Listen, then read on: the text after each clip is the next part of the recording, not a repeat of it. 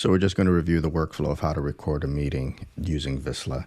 So just go to the screen capture icon. Then you're just going to select the screen that you want to record. You'll select your Zoom meeting screen. It'll ask you to optimize your meeting for Zoom. Set your speaker to same as system to make sure that your participants as well as you are captured. And once you hit start, that's it, you're recording. This window is automatically opened at the start of the recording and it stays open throughout. Anything you type will be timestamped and be reflected on the transcript. Once you're ready, hit stop and your Visla window will come up again. You'll get a pop-up telling you where to view your notes and process your transcript. Select extract to view your highlights and your transcript. Click on the green bookmark next to the highlighted notes and you can extract those clips immediately. Once it comes up, you can copy and paste to the clipboard, or you can highlight the text and mark to extract. You can also preview your selection to make sure you captured everything. You can go to transcripts to fix any errors. While rare, it does happen. You can tell what's been highlighted because it's green. You can highlight multiple sections of the transcript to export them individually or merge them as one clip.